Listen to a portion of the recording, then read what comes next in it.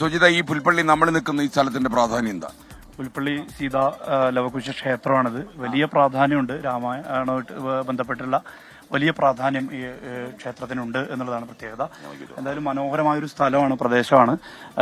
നമുക്കറിയാം, പുൽപ്പള്ളി എന്ന് പറയുന്നത് ആദ്യകാല കുടിയേറ്റങ്ങൾ, വയനാട്ടിലെ ആദ്യകാല കുടിയേറ്റങ്ങളിൽ ഉൾപ്പെടുന്ന ഒരു ഭൂപ്രദേശമാണ്. ശരിക്കും മണ്ണിനോട് മല്ലിട്ട് മനുഷ്യർ ജീവിതം നാട്ടിയ ഒരു ഇടം കൂടിയാണ് പുൽപ്പള്ളി. അതിൽ വലിയ പ്രാധാന്യം പുൽപ്പള്ളിക്കുണ്ട്.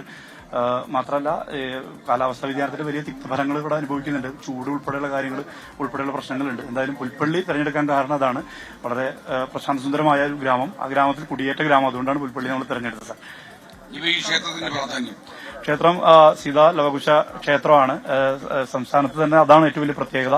കാരണം സീതാ മക്കള്, അതിന്റെ പ്രതിഷ്ഠ, അതിന്റെ പ്രാധാന്യം ഇതൊക്കെ ഉണ്ട്. എന്തായാലും ക്ഷേത്ര ഭാരവാഹികളും നമ്മുടെ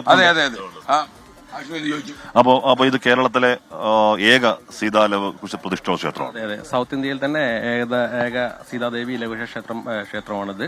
സീതാദേവി ലഘുഷമാരും പ്രതിഷ്ഠിത ആരാധിക്കുന്ന ഏക ക്ഷേത്രമാണിത്.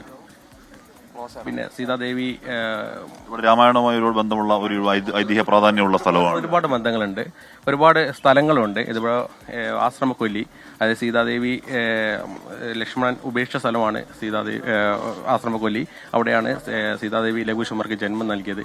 തുടർന്ന് സീതാദേവി ഭൂമിയിലേക്ക് താഴ്ന്നു പോയി വിടുന്ന സ്ഥലം എന്ന് പറയുന്നത് ജഡേറ്റകാവാണ്. അത് ഏകദേശം ഇവിടുന്ന് ഒരു കിലോമീറ്റർ. അതാ ക്ഷേത്രമാണ് ജഡേറ്റകാവ്. ഇതിന്റെ മൂലസ്ഥാനമാണ്. പിന്നെ വാത്മീക ആശ്രമത്തിൽ നമ്മൾ പൂർവ്വസ്ഥാനമായിട്ടാണ് കണക്കാക്കുന്നത്.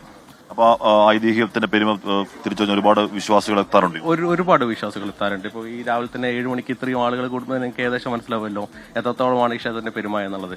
രാമായണ മാസമൊക്കെ ആകുമ്പോഴേക്കും ഏറ്റവും പ്രാധാന്യമുള്ള ക്ഷേത്രങ്ങളൊന്നും തന്നെയാണ്. ഒരുപാട് ഞങ്ങൾ 2-3 യാത്രകൾ തന്നെ ഈ ക്ഷേത്രവുമായിട്ട് ബന്ധപ്പെട്ട്, രാമായണ കഥകളുമായി ബന്ധപ്പെട്ട് ഒരുപാട് ക്ഷേത്രങ്ങളിലേക്ക് ഒരു യാത്രകൾ തന്നെ ഞങ്ങൾ സംഘടിപ്പിക്കാറുണ്ട്. സ്മൃതി യാത്ര നടത്താറുണ്ട്. അതുപോലെ തന്നെ എല്ലാ ദിവസവും 30 ദിവസവും ഇവിടെ രാമായണ പാരായണം ഉണ്ടാവും. പിന്നെ വിവിധ പൂജാകർമ്മങ്ങൾ ഉണ്ടാവും. അങ്ങനെ വിവിധമായ പരിപാടികളാണ് രാമായണത്തോടനുബന്ധിച്ച്, രാമായണ മാസത്തോടനുബന്ധിച്ച് അനുവദിക്കുന്നത്. ശങ്കരൻകുട്ടി ഇവിടുത്തെ എല്ലാവരെയും പ്രിയപ്പെട്ട ആനയായിരുന്നു പണ്ട്. ഒരു കാലഘട്ടത്തിൽ ഏകദേശം 29,000 ഏക്കർ ഭൂവിസ്തൃതി ഉണ്ടായിരുന്നു ക്ഷേത്രത്തിന്. അതിൽ നിന്ന് പിടിച്ച ഏകദേശം 10-15 ആനകൾ ഉണ്ടായിരുന്നു.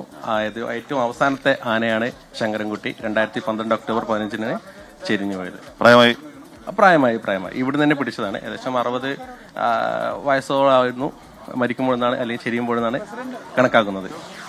അപ്പൊ ഇത് ഈ ശങ്കരൻകുട്ടി ഈ വയനാടുമായിട്ടൊക്കെ അടുത്ത ബന്ധമുള്ള, അല്ലെങ്കിൽ ഈ മേഖല പുൽപ്പള്ളിയുമായിട്ടൊക്കെ ജീവിതത്തിലൊക്കെ ഇതിന്റെ ഭാഗമായിരുന്ന എല്ലാവരുടെയും പ്രിയങ്കരനായ ആനയായിരുന്നു. അതിന്റെ പ്രതിമയൊക്കെ ക്ഷേത്രത്തിന്റെ ആനയായിരുന്നു. പുൽപ്പള്ളിക്കാർക്ക് ഒരാർക്കും പേടിയില്ലാതെ എല്ലാവർക്കും ഒരേപോലെ അപ്രോച്ച് ചെയ്യാൻ പറ്റാവുന്ന രീതിയായിരുന്നു.